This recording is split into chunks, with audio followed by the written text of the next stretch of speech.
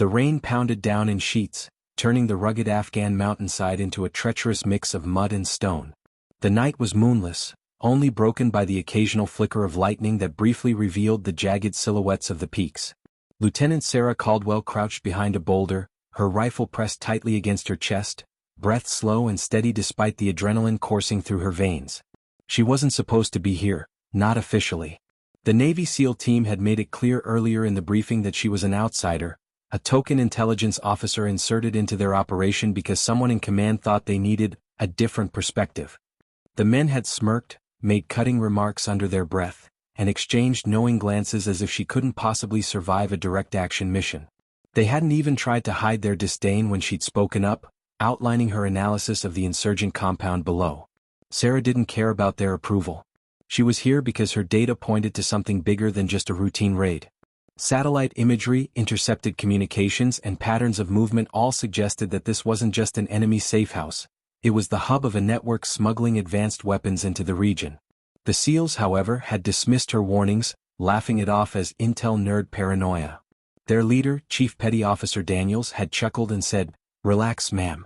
We've been doing this a long time. You just watch and take notes while we handle the bad guys."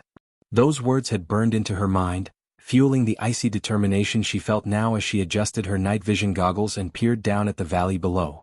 The compound was dimly lit, a cluster of stone buildings surrounded by a crude wall. Sarah counted at least a dozen armed guards patrolling, but she knew from the chatter she'd intercepted earlier that more were inside. The plan was simple on paper. The SEALs would breach, clear, and extract a high-value target rumored to be coordinating attacks against U.S. forces. But Sarah's gut told her this was more than a snatch and grab. She'd seen the intercepted message just hours ago.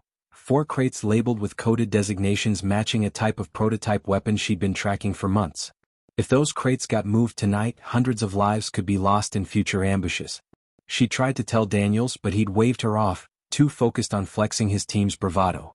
2 minutes, Daniels whispered through the comms, his tone dripping with casual arrogance. The team shifted into position, their movements silent and precise. Sarah followed, keeping low, her rifle ready. The storm worked to their advantage, masking their approach. As they reached the outer wall, Daniels gestured for the breacher to set the charge. Sarah's heart thudded in her chest, not from fear but from anticipation. She knew once they went loud there would be no turning back. The explosion shattered the night, a deafening blast that lit up the compound like a brief sunrise. The SEALs surged forward, shouting commands, firing controlled bursts as they cut through the initial wave of defenders. Sarah moved with them, covering angles, her training kicking in flawlessly. She wasn't just an intel nerd. She'd qualified on every weapon she carried, endured brutal field exercises, and proven herself in simulations. This was her moment to show she wasn't just some analyst tagging along. Inside the main building, chaos reigned. Gunfire echoed in the narrow hallways, mixing with the screams of panicked insurgents.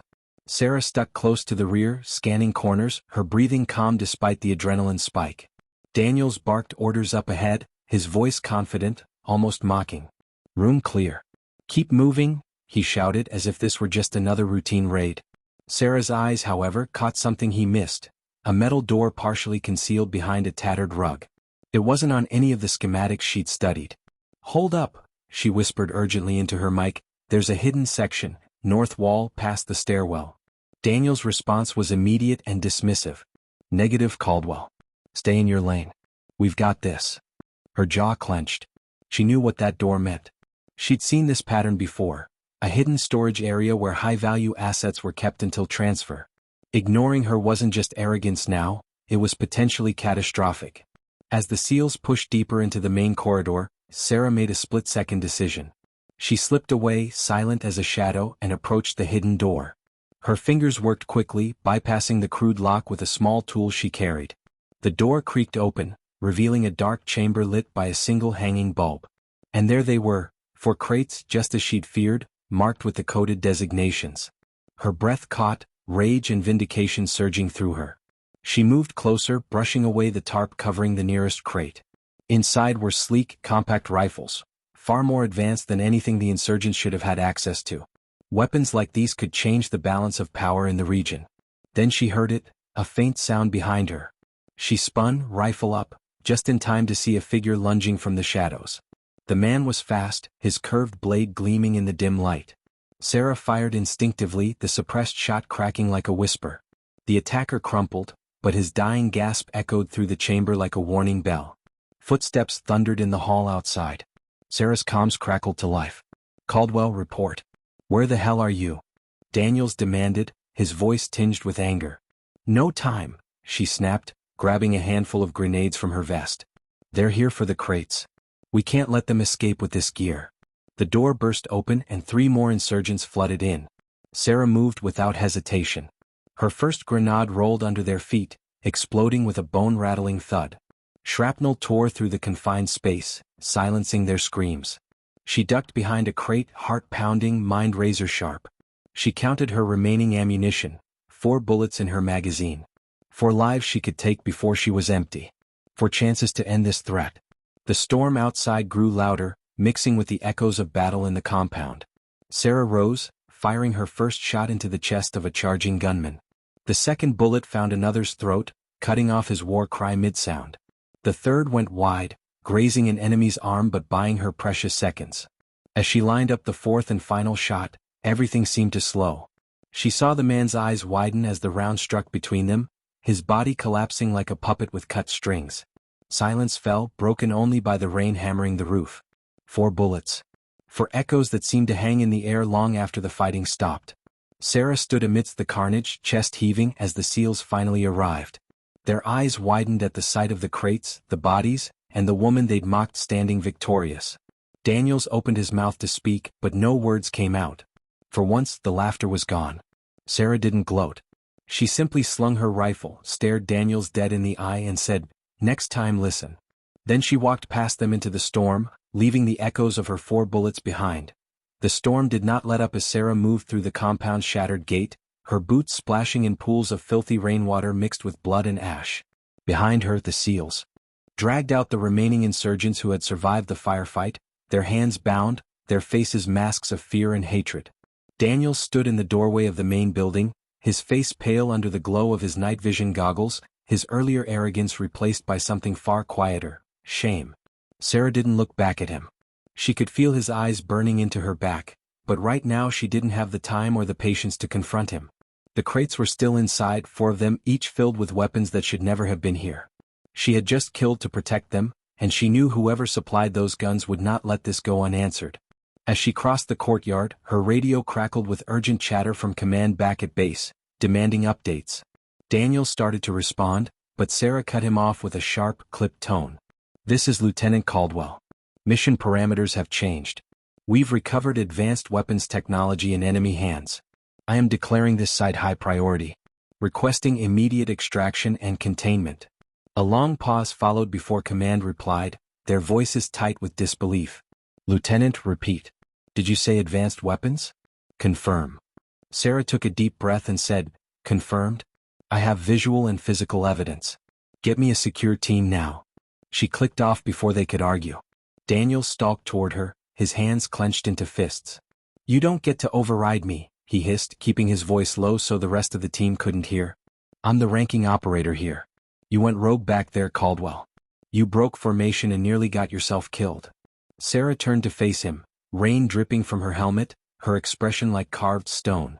"And if I hadn't, you'd be on your way back to base bragging about a clean sweep while those weapons disappeared into the night. Do you even realize what you almost missed? Those crates aren't just rifles. They're prototypes. If they'd gotten out of this valley, we'd be facing attacks you couldn't even imagine." Daniels opened his mouth, then closed it again, clearly struggling for a retort.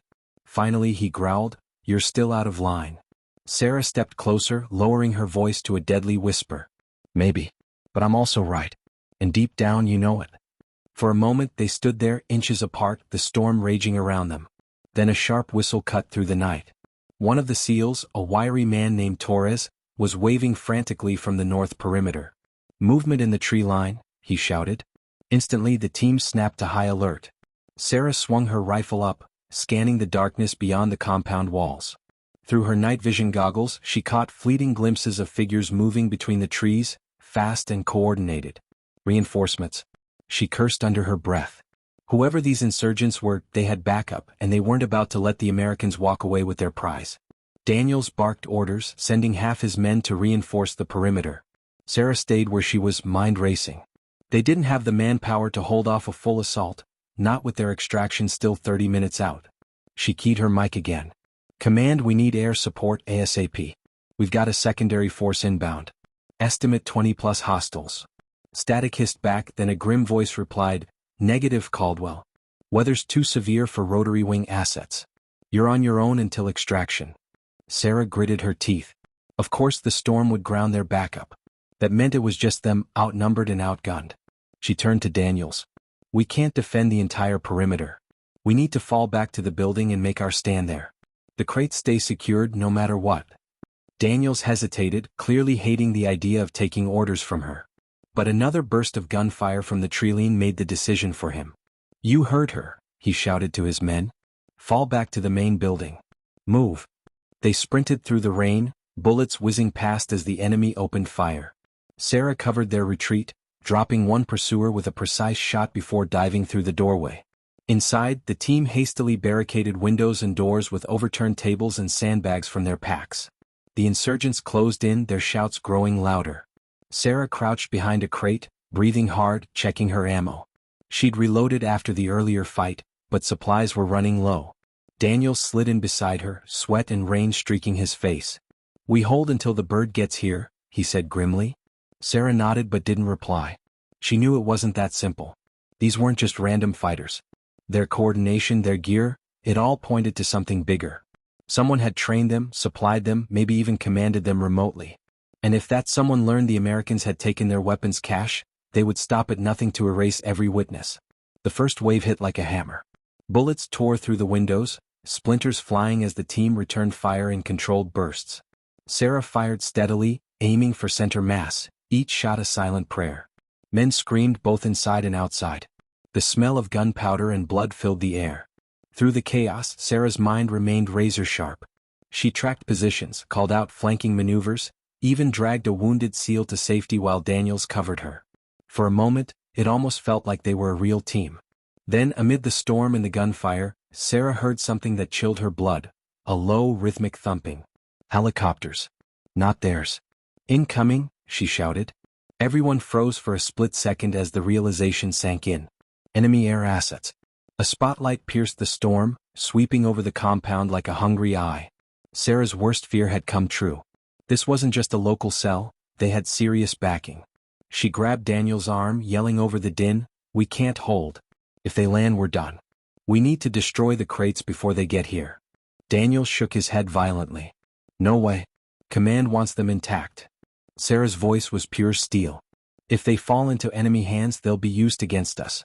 Do you want to explain that to the families of the men who'll die because you hesitated?" For a heartbeat, Daniels looked like he might argue. Then another explosion rocked the building, showering them with debris.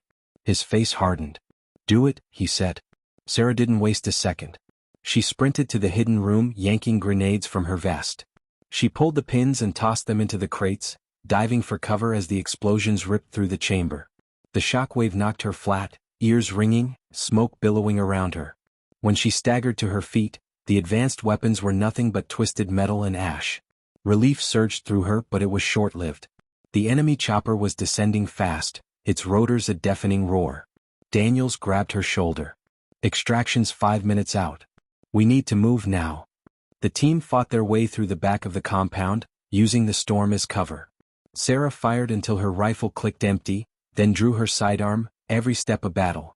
Behind them, the enemy shouted in rage at the destroyed crates. As they reached the extraction point, the American chopper appeared through the rain, a ghostly shape swooping low. The team piled in, dragging the wounded. Sarah was last aboard, turning to fire one final shot at the pursuing enemy before leaping inside. The bird lifted off, engine straining, bullets sparking off its hull. Sarah collapsed into a seat, chest heaving, soaked in rain and blood. Across from her, Daniels met her gaze. This time there was no mockery, no disdain, only respect. Neither of them spoke. There was nothing left to say. The helicopter roared through the storm, blades cutting the rain-soaked night as Sarah sat slumped against the cold metal wall of the cabin, her fingers trembling from adrenaline and exhaustion. Across from her, Daniels and the surviving SEALs tended to the wounded, their faces pale and hollow in the dim red cabin lights. Nobody spoke. The only sounds were the thrum of the rotors and the occasional groan of pain from Torres, who had taken shrapnel to his side.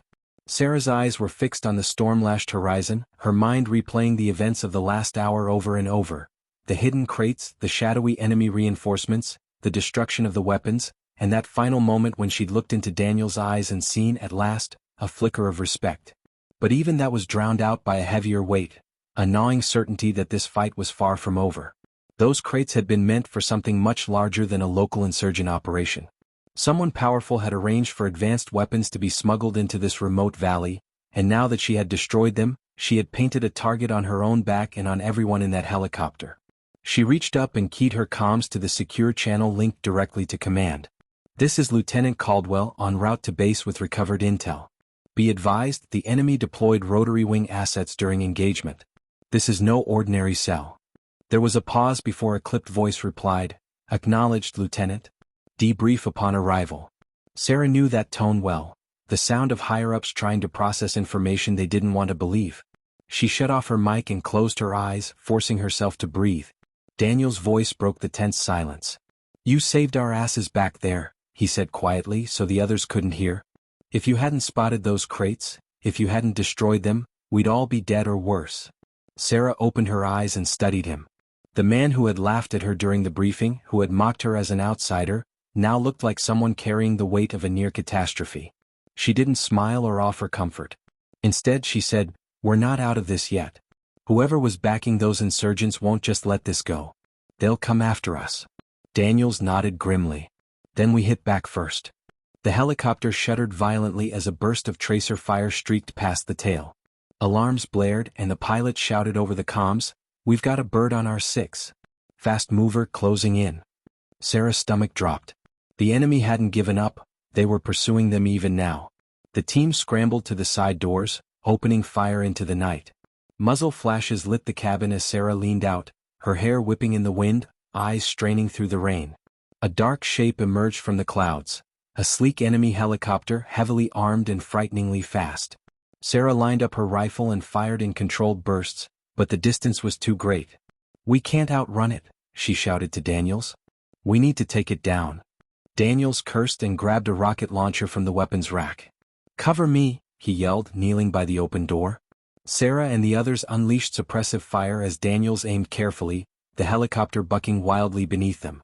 He fired, the rocket streaked through the storm and struck the enemy craft squarely in the nose.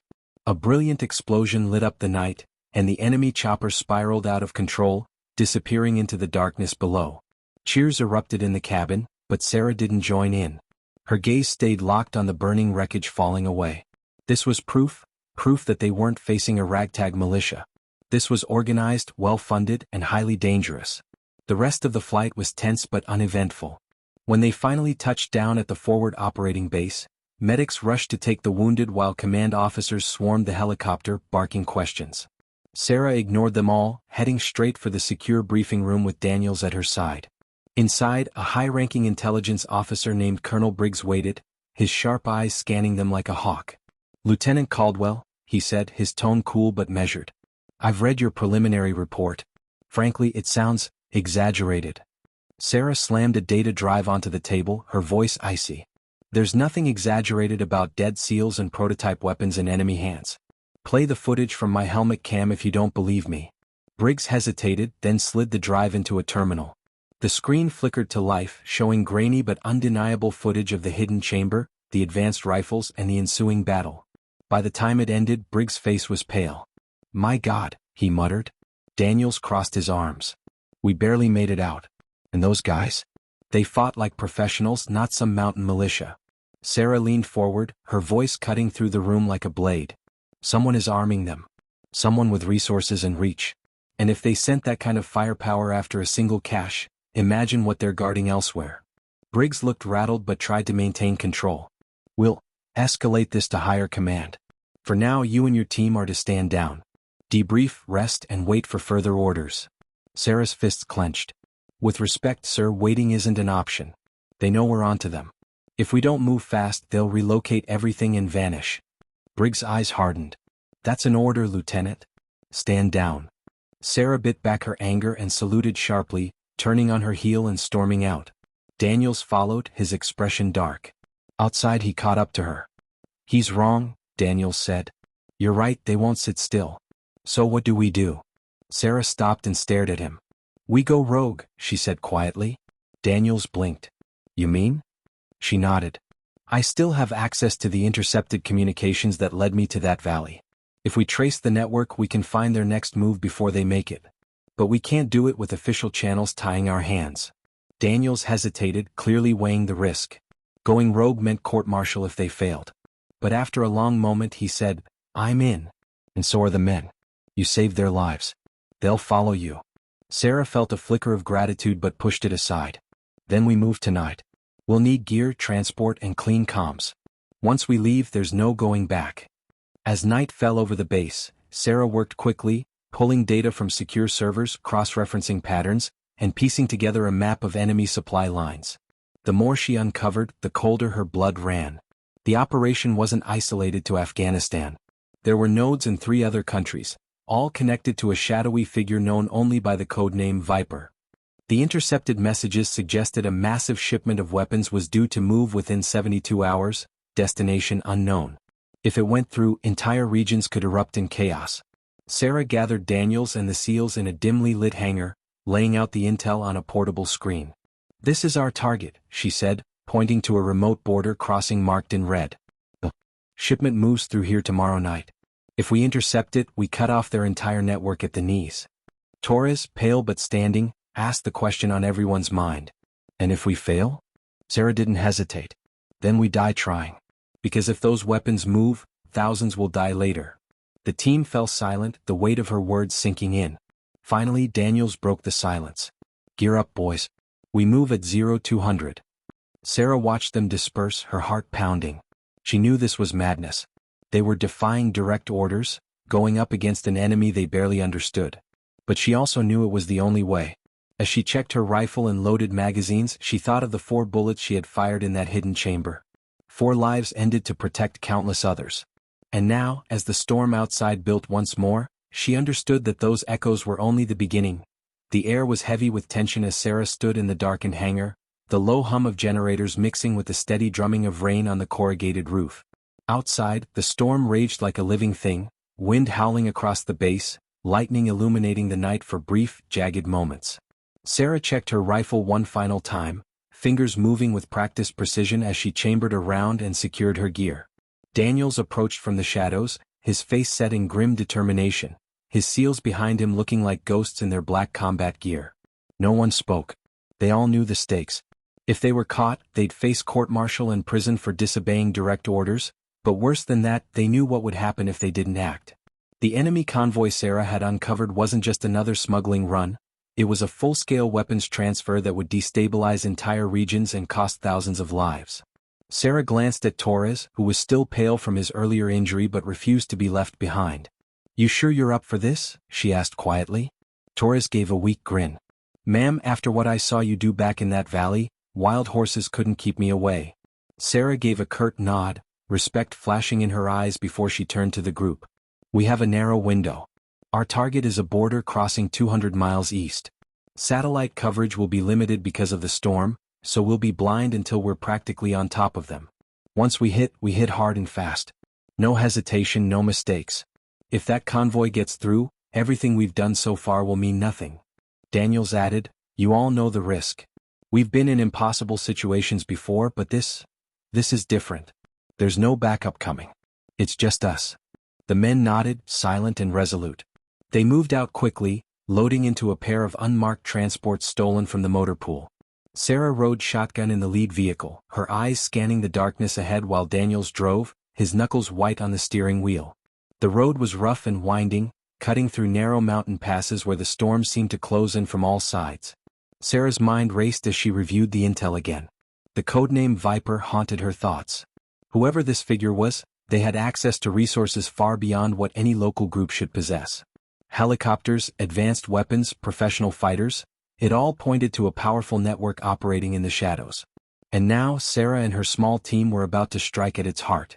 Hours later, they reached a rocky overlook that gave them a clear view of the valley below. Through her night vision goggles, Sarah spotted the border crossing. A crude compound of guard towers, barricades and floodlights, with a narrow dirt road snaking toward it from the south. Trucks were lined up inside, their cargo tarped and heavily guarded. Even from this distance she could see the disciplined movements of the enemy soldiers. No ordinary militia, just as she'd suspected. She keyed her radio to the team's private channel. There's our target. Estimated 30 to 40 hostiles, possibly more inside the buildings. Convoy departs in less than an hour. Daniels whistled softly. Hell of a fight for 8 of us. Sarah's voice was steady. Then we don't fight fair. She pointed to a cluster of fuel tanks near the compound's edge. If we set off a chain reaction there, we can create chaos long enough to take out the trucks. Torres grinned despite his pain. I like the way you think, ma'am. The plan was set quickly. 2 SEALs would plant explosives on the fuel tanks while the rest provided covering fire. Sarah would lead the assault team, focusing on neutralizing the drivers and destroying the convoy's engines. Timing was everything. If they struck too soon, the enemy could regroup. Too late, and the trucks would be on the move, disappearing into the storm. As they prepared, Sarah felt the familiar calm settle over her. Fear was there, yes, but it was a sharp, useful edge honed by training and experience. She thought briefly of the 4 bullets she'd fired in the hidden chamber days ago, how each shot had echoed through the darkness. Tonight there would be many more echoes, but the principle was the same. Every trigger pull had to count. Daniels crouched beside her. You ready for this? He asked. Sarah met his gaze. I've been ready since the moment I saw those crates. The team moved into position under cover of the storm, their black-clad forms blending into the night. The 2-man explosives team crept toward the fuel tanks while Sarah and the others spread out along the ridgeline, rifles trained on the compound. Minutes dragged by, each second stretching like an eternity. Then over the radio a whisper, charges set. Ready to light it up. Sarah's pulse quickened. Stand by. 3, 2, 1, now. The night exploded. A massive fireball tore through the fuel tanks, the blast wave rattling teeth and lighting up the valley like a second sun. Enemy soldiers shouted in panic as flames engulfed the perimeter. Sarah didn't hesitate. Go. Go. Go, she yelled, leading the charge down the slope. The SEALs poured suppressive fire into the chaos, their shots precise and deadly. Sarah sprinted straight for the convoy, weaving between burning debris, her rifle barking. A guard appeared in her path. 2 quick shots dropped him before he could raise his weapon. Behind her, Daniels and Torres covered the flanks, cutting down enemies as they emerged from the smoke. The enemy fought fiercely, their training evident in their tactics, but they were caught off guard, disoriented by the explosion. Sarah reached the first truck and hurled a grenade under the engine block, diving aside as it detonated. Metal screamed as the vehicle was ripped apart. She rolled to her feet and moved to the next, every motion fluid, efficient, deadly. Then a new sound cut through the battle. A sharp, staccato burst of heavy gunfire from the far side of the compound. Sarah spun, her stomach sinking. Out of the darkness emerged reinforcements, more enemy soldiers, at least a dozen, moving with terrifying precision. They weren't just defending, they were hunting. We've got company, Daniels shouted, his voice barely audible over the roar of flames and gunfire. Sarah's mind raced. If those reinforcements reached the convoy, they'd be overwhelmed. Torres, finish the trucks, she ordered. Daniels with me. Together they turned to face the new threat. Bullets whizzed past, slamming into cover, showering them with splinters and stone. Sarah dropped to one knee, exhaled slowly and fired. Her shot struck the lead soldier squarely in the chest, dropping him instantly. Daniels followed up, taking down 2 more. But the enemy kept coming, relentless, disciplined. It felt less like a battle and more like a test, as if these men were probing their defenses, measuring their strength. Suddenly, a voice boomed over loudspeakers hidden in the compound, cold and mocking. Lieutenant Caldwell, it said in perfect English. Sarah froze, shock cutting through the chaos. The voice knew her name. You have been troublesome, the voice continued. Destroying my shipment was inconvenient. But it changes nothing. You will die here, and your government will never know why. Sarah's blood ran cold. Viper. Had to be. She snarled into her radio. Keep moving. Ignore him. But inside, rage burned. This wasn't just a faceless enemy anymore. This was personal. The battle reached a fever pitch. Torres' final grenade took out the last truck just as Daniels was knocked flat by a burst of enemy fire. Sarah dove to his side, dragging him behind cover. I'm fine, he gritted out, blood seeping through his sleeve. Just a graze. She tossed him a fresh magazine and rose, firing with deadly precision. One by one the reinforcements fell until only silence remained, broken by the crackle of flames and the distant rumble of thunder. Sarah stood amid the carnage, chest heaving, smoke stinging her eyes. They destroyed the convoy, but Viper had spoken directly to her, proving he was watching, manipulating events from the shadows. Daniels limped to her side, his face pale but resolute. "We did it," he said. Sarah shook her head slowly. "No," she replied, her voice hard as steel. "This was just the opening move. Viper knows who I am now. And he won't stop until one of us is dead." Lightning split the sky, casting the battlefield in stark relief. Sarah gripped her rifle tighter, her mind already racing toward the next fight. The echoes of tonight's gunfire would fade, but Viper's voice lingered, a promise of the war yet to come. The storm had begun to fade by the time Sarah and the remaining SEALs disappeared into the mountains, leaving the burning wreckage of the convoy behind them. The acrid stench of smoke and burning fuel clung to their gear, mingling with the metallic tang of blood. Every step was agony, exhaustion gnawing at their muscles, but they kept moving because stopping meant death. They knew enemy reinforcements would be combing the area soon, and Viper's mocking voice still echoed in Sarah's mind, a sinister reminder that he was always one step ahead. Daniels limped beside her, his wounded arm bound tightly with field dressings, his jaw clenched against the pain. Torres staggered behind them, pale and sweating, his earlier injury reopened during the fight. Sarah's heart ached at the sight of them, but she didn't let it show. Leadership wasn't about sympathy right now, it was about survival. They had completed their mission, but it hadn't ended the threat. If anything, destroying the convoy had escalated the war. Viper had revealed himself by name and voice, and that meant he was preparing for something far larger than they had imagined. As dawn broke, painting the peaks with cold gray light, they reached a narrow cave Sarah had identified on her maps as a temporary safe house. It was little more than a jagged opening in the rock, but it provided shelter and concealment. The team collapsed inside, too tired even to speak for several minutes. Finally, Daniels broke the silence. "We can't go back to base. Briggs will have us in chains before we can explain." Sarah nodded grimly. "He'll brand us as rogues and shut this down. Meanwhile, Viper will move freely." She crouched near the cave entrance, staring out at the endless stretch of mountains. "We need to think like him. Predict his next move before he makes it." Torres groaned from where he lay against the wall. "How the hell do we do that? The guy's got eyes everywhere. He knew your name, Caldwell. That means he's tapped into our systems, or he's got a mole." Sarah froze, her mind racing. Mole. The possibility had been lurking at the edge of her thoughts, but hearing it spoken aloud made it real. If Viper had someone inside their command structure feeding him intel, then every plan they made was compromised before it began. "We can't trust anyone," she said quietly. "Not Briggs, not command. Until we flush out the leak, we operate completely off the grid." Daniels shifted uncomfortably. "That's easier said than done.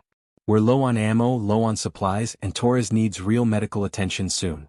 Sarah's eyes softened for a fraction of a second as she looked at Torres. "I know. There's a village 2 clicks east of here. Old maps show a clinic there. We'll risk it." She dug out a waterproof tablet from her pack, powering it on. The screen flickered to life, displaying streams of intercepted enemy communications.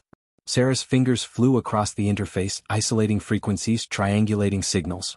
After several tense minutes, her expression darkened. "Viper's network is already moving.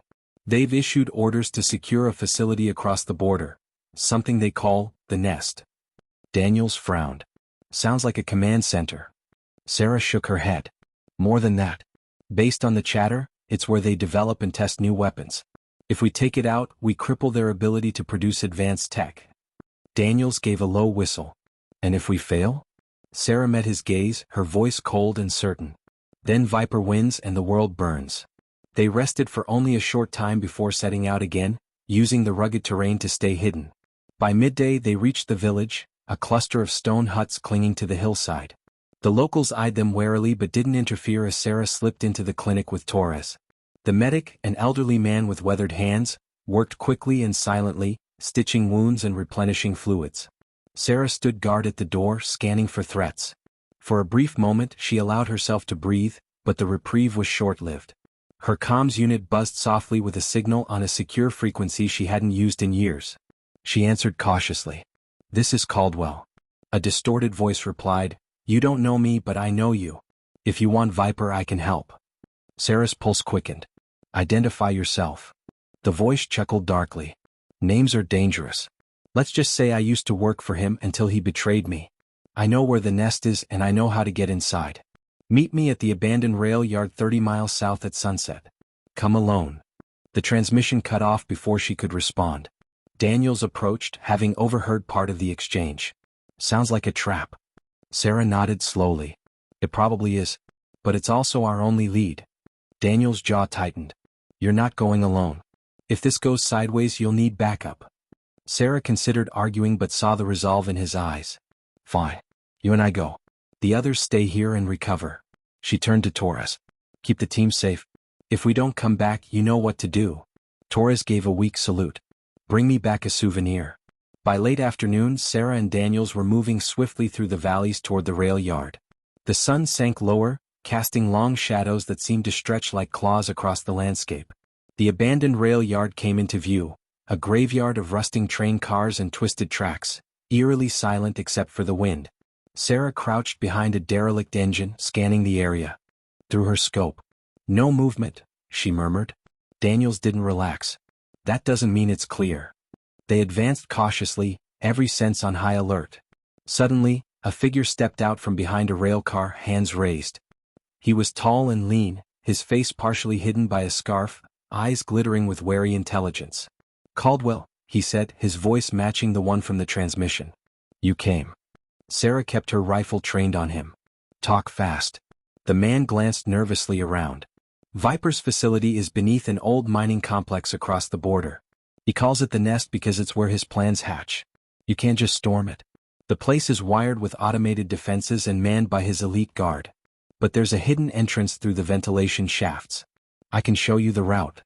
Daniels growled. And why the hell should we trust you? The man's expression darkened. Because I used to be one of his architects. I built parts of the nest. And because Viper betrayed me, killed my family to ensure my loyalty. I want revenge. Before Sarah could respond, a sharp crack rang out. The man jerked, a crimson bloom spreading across his chest. Sniper. Contact. Daniels shouted, dragging Sarah behind cover as bullets ripped through the air. The informant collapsed, gasping, blood bubbling at his lips. With his last breath he whispered, vent shafts, map, pocket. Sarah grabbed the folded map from his jacket just as another shot splintered the rail car beside her head. She and Daniels returned fire, scanning the rooftops. A shadowy figure moved with lethal grace, relocating between shots. He's good, Daniels snarled. Too good. Sarah's mind raced. They couldn't win a drawn-out sniper duel. Smoke grenades, she yelled. Daniels tossed 2 canisters, filling the yard with a dense white fog. Under cover of the smoke, they sprinted for the treeline, bullets snapping at their heels. By the time they reached safety, the sniper had vanished. Gasping for breath, Sarah unfolded the blood-stained map. It showed a network of tunnels beneath the mining complex, including the ventilation shafts the informant had mentioned. Daniels peered over her shoulder. This is it. Our way in.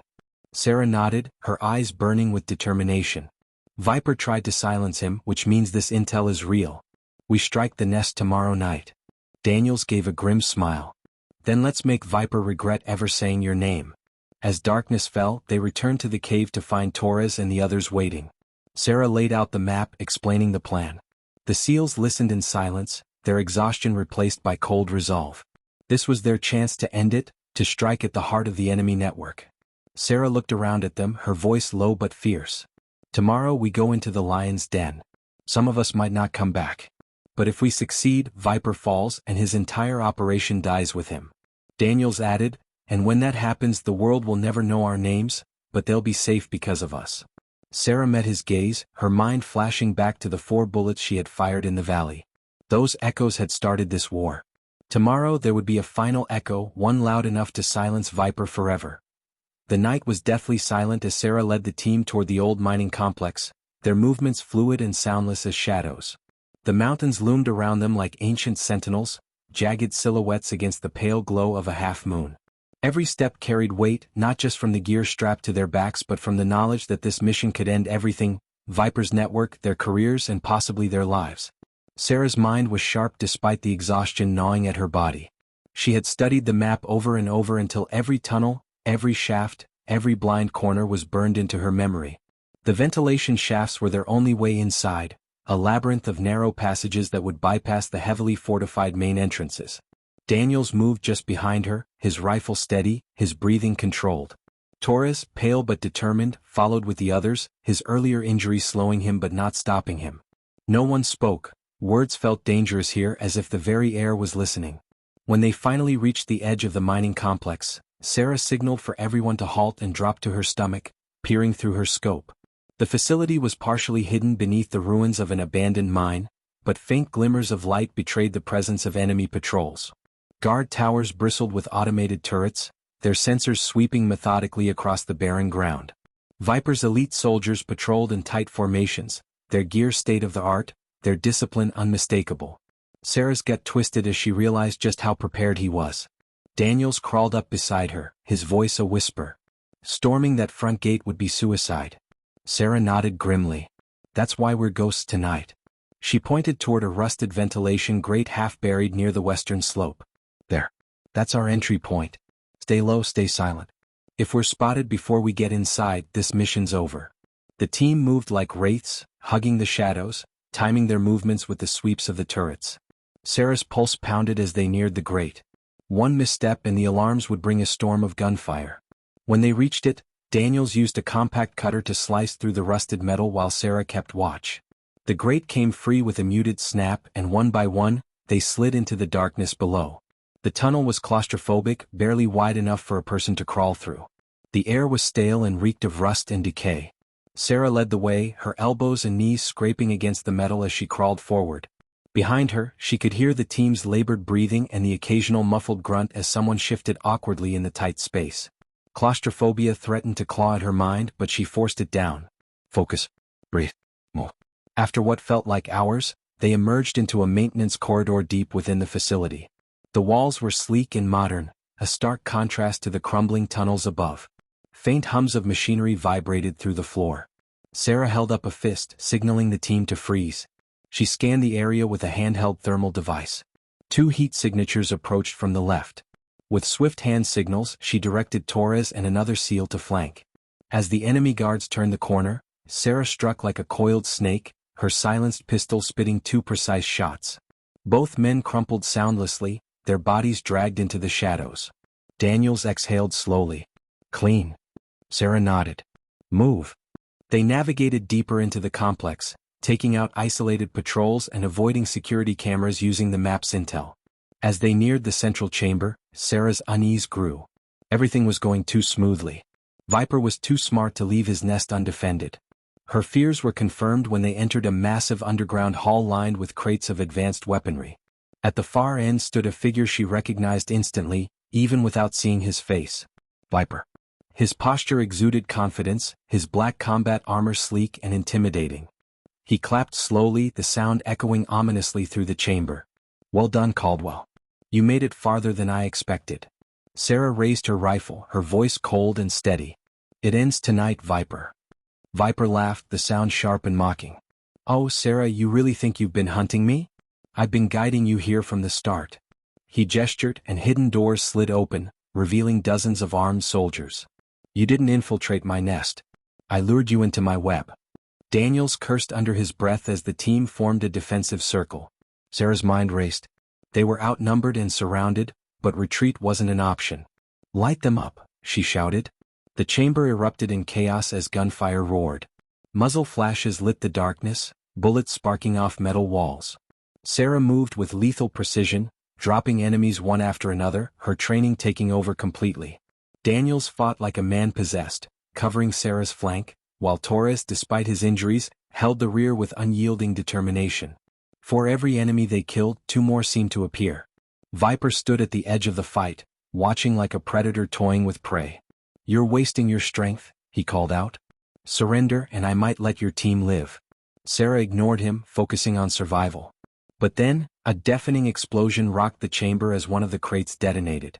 The blast threw Sarah to the ground, her ears ringing, her vision swimming. Through the haze, she saw Daniels lying motionless, blood pooling beneath him. Rage surged through her veins, burning away the pain.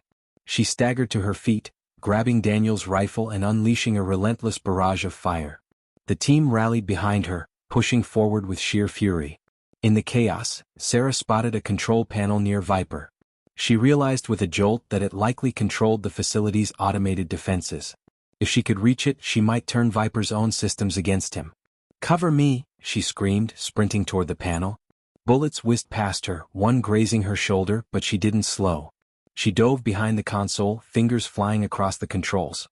Alarms blared as turrets swiveled, targeting Viper's soldiers.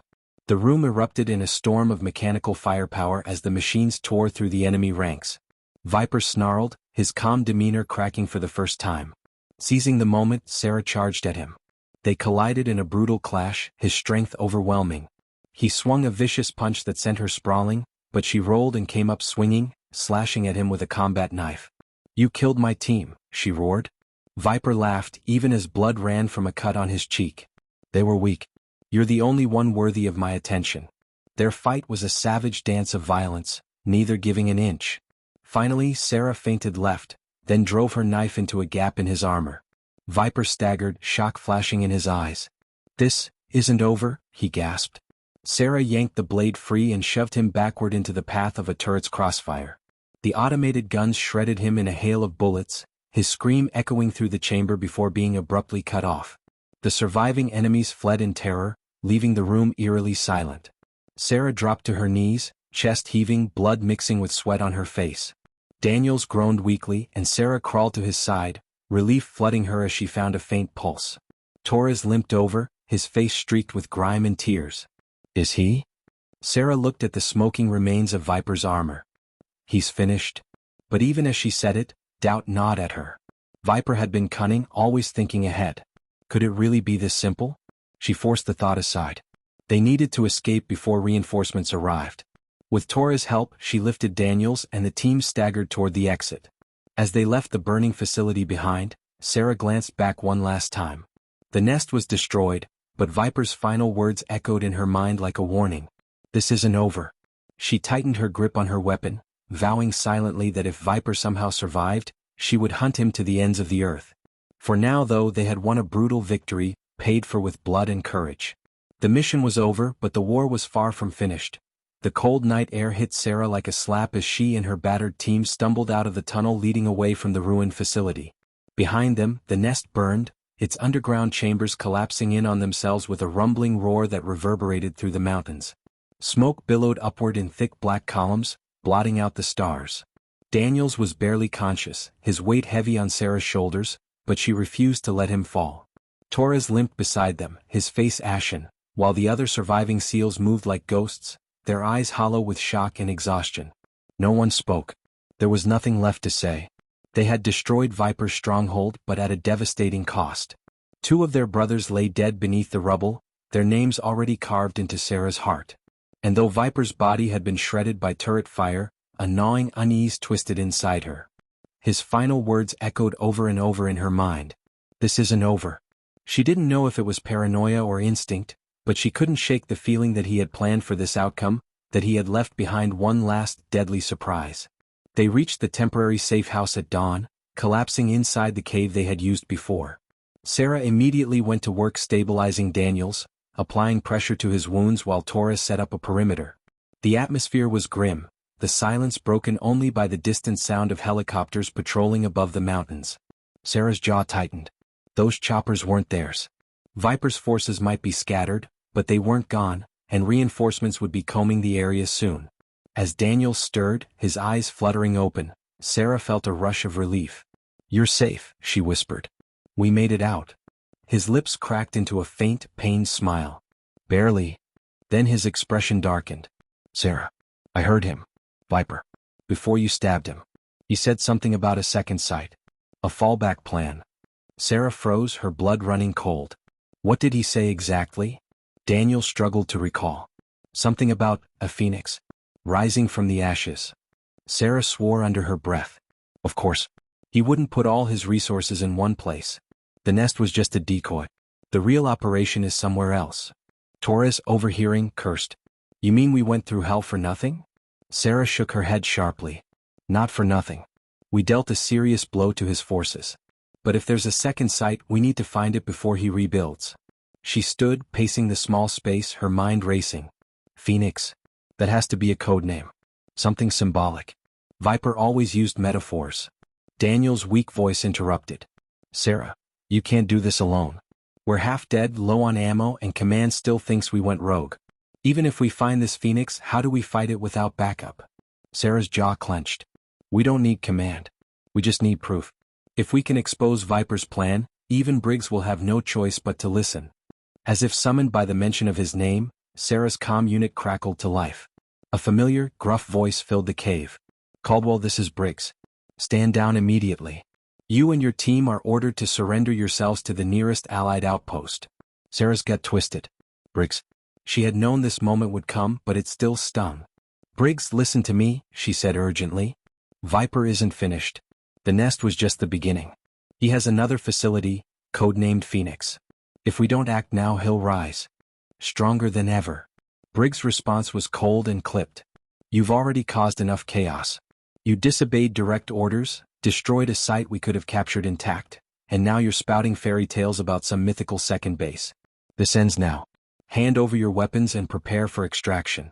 Sarah's temper flared, but she forced her voice to stay calm. If you bring us in now, you're playing right into Viper's hands. He has a mole inside command. That's how he's been ahead of us at every turn. There was a pause, then Briggs growled, Careful, Caldwell. Accusing your superiors of treason is a dangerous game. The line went dead before she could reply. Sarah slammed her fist against the cave wall, rage boiling inside her. Daniel stared at her grimly. He's not going to help us. Sarah nodded, her face hardening. Then we go alone. Torres let out a bitter laugh. Alone? Against Viper's entire network?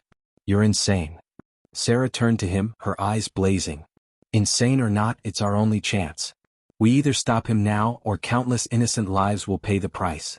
She knelt beside Daniel's, squeezing his hand. You need to stay here and recover. Torres, you're with me. Daniels grabbed her wrist weakly.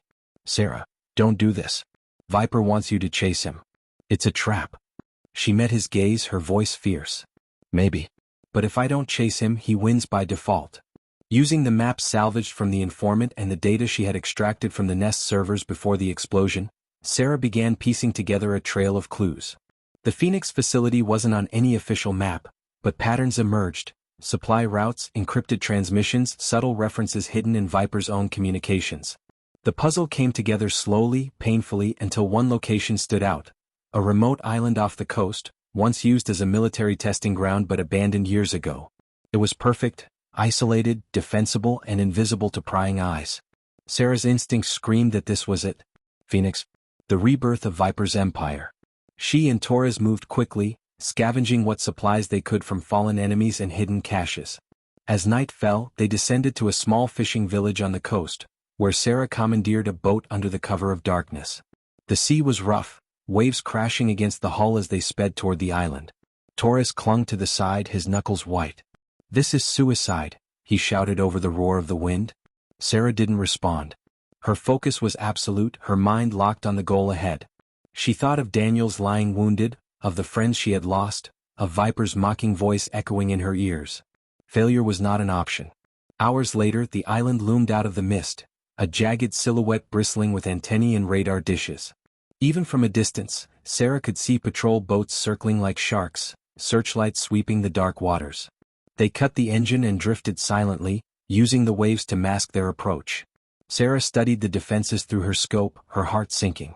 Viper had fortified this place far beyond anything they had faced before. We'll never get through the main perimeter, Torres whispered. Sarah's lips curved into a cold, determined smile. Then we don't go through it. We go under it. She pointed to a narrow channel of submerged rocks leading toward the shore. We'll swim from here. No lights, no sound. If we're spotted, we don't fight, we disappear. The water was freezing, stealing their breath as they slipped silently beneath the surface. They swam through the darkness like predators, emerging at last beneath a dock near the island's southern edge. Sarah hauled herself up silently, every muscle trembling with exhaustion. Torres followed, his teeth chattering. They crouched in the shadows, watching as heavily armed guards patrolled above. Sarah's mind raced. Somewhere on this island was the heart of Viper's plan, the reason he had risked everything. She thought again of the word Phoenix. rebirth, transformation. Whatever he was building here, it wasn't just another base. It was something far worse. As they crept inland, avoiding patrols and security drones, Sarah felt a chill that had nothing to do with the cold. This place was different. There was a precision to the layout, a sense of purpose that spoke of a mastermind at work. They reached a ridge overlooking a vast complex of sleek black buildings, lit by an eerie red glow. Sarah's breath caught. In the center of it all stood a towering structure shaped like a spire, its surface pulsing with energy. Torres whispered, awestruck, "What the hell is that?" Sarah's stomach twisted. "That's Phoenix. Whatever Viper was planning, it's happening inside that tower." As they watched, a familiar voice crackled over hidden speakers, cold and mocking. "Welcome, Caldwell. I knew you couldn't resist following the trail. You've done exactly what I wanted." Sarah's blood ran cold. "Viper." His voice was alive and strong, filled with cruel amusement. Torres stared at her in shock. "But you killed him. We saw him die." Sarah's hands clenched into fists. "He planned this from the start. That wasn't the real Viper we killed at the nest. Just a decoy." Laughter echoed across the island, chilling and triumphant. "The Phoenix rises, Sarah. And when the world burns, it will be because you brought the match." Sarah's heart pounded as she realized the horrifying truth. They hadn't been hunting Viper. He had been leading them here, step by step, into the heart of his final game. Sarah's breath caught in her throat as Viper's laughter echoed through the night, rolling across the island like a living thing. Torres' face went pale beneath the red glow emanating from the spire. "This is insane," he whispered, his voice trembling. "We saw him die. We saw his body." Sarah's jaw clenched so hard it hurt. It wasn't him. It was a double, a pawn meant to keep us busy while he built this. The realization cut deeper than any wound. Every battle, every loss, every death, they had all been part of his plan. Viper had manipulated them from the start, using their own determination against them. And now here they were, standing exactly where he wanted them to be. Sarah forced herself to breathe, to focus. "We don't have time to fall apart. Whatever's happening in that tower, we have to stop it." Torres swallowed hard. "And how exactly do we do that? There's a whole army between us and that thing." Sarah's eyes were cold, unyielding. "Then we take out the army first." She retrieved two small devices from her pack, shaped like discs no larger than her palm. "EMP grenades," she explained. "They'll fry the security drones and short out the tower's defenses temporarily. Once they go off, we move fast and hard." Torres stared at the devices, then at her. "This is a suicide run." Sarah met his gaze, her expression fierce. "Maybe. But if Phoenix goes online, Viper won't just rebuild his empire. He'll have the power to destabilize entire nations. We're not walking away from this." Torres nodded grimly, his fear replaced by resolve. "Then let's make it count." They crept along the ridge, skirting the outer perimeter. The guards were disciplined, their patrols perfectly timed, but Sarah's mind worked like a machine, calculating routes and opportunities. When they reached a narrow choke point between two bunkers, she signaled Torres. He lobbed one of the EMP grenades into the shadows. A burst of silent blue light erupted, and the security drones patrolling overhead dropped from the sky like stones. In the confusion, Sarah and Torres struck with brutal efficiency, taking out the stunned guards before they could raise the alarm. They moved like phantoms, slipping deeper into the compound, leaving a trail of silent bodies behind them. But as they approached the base of the spire, Viper's voice returned, cold and amused. "Impressive, Caldwell. You've come so far. But you still don't understand, do you? You think this is about weapons, about control? Phoenix isn't just a facility. It's a reset button for the world." Sarah froze, her stomach twisting. "What are you talking about?" she shouted into the darkness. Viper's laughter was like broken glass. "The world is chaos. Governments, militaries, alliances, they crumble because people are weak. Phoenix will cleanse that weakness. Inside this tower is a device capable of unleashing a wave that will erase every digital system on the planet. Banks, power grids, defense networks, all gone in a single breath. And when the ashes settle, I will rise to lead what's left." Torres swore under his breath. "He's going to throw the entire world into the dark ages." Sarah's mind raced. If Viper activated Phoenix, there would be no stopping the collapse. Billions would die. "Not if I stop you," she snarled. They breached the outer doors, fighting their way inside. The interior of the spire was a maze of steel corridors and humming machinery, illuminated by the eerie red light pulsing from the central core. Alarms blared as Viper's soldiers converged, But Sarah and Torres pushed forward, their movements precise and lethal. Torres was hit in the leg, stumbling, but he waved Sarah onward. Go. Finish this. Sarah hesitated, torn between duty and loyalty. Torres met her eyes, pain etched across his face. Don't let their deaths mean nothing. Go. With a final nod, she sprinted ahead, leaving him to hold off the pursuing enemies. The core chamber was vast, dominated by a massive cylindrical machine that throbbed with energy. Catwalks crisscrossed the space high above, and standing at the very center was Viper. He was even more imposing in person than she remembered, his black armor sleek and segmented, his face hidden behind a mask shaped like the creature he had named himself after. You finally made it, he said, his voice amplified by hidden speakers. I admit I'm impressed. Few have ever matched me move for move as you have. Sarah leveled her rifle at him, her hands steady despite the adrenaline coursing through her veins. This ends now. Viper tilted his head, almost pitying. Oh, Sarah, you still think you're the hero. But heroes are predictable. You came here to stop me, but in doing so, you ensured Phoenix's activation. The system needs a live biometric key to launch, and yours is perfect. The final step will only work with a warrior's heartbeat racing at peak adrenaline. Thank you for bringing it to me. Sarah's heart lurched as realization hit. You manipulated me into coming here. Viper spread his arms. And you came willingly. With a sudden motion, he lunged, moving with terrifying speed. Sarah dove aside as his blade hissed through the air where her head had been. She rolled to her feet, firing a burst that ricocheted off his armor. The fight became a blur of motion, brutal and intimate.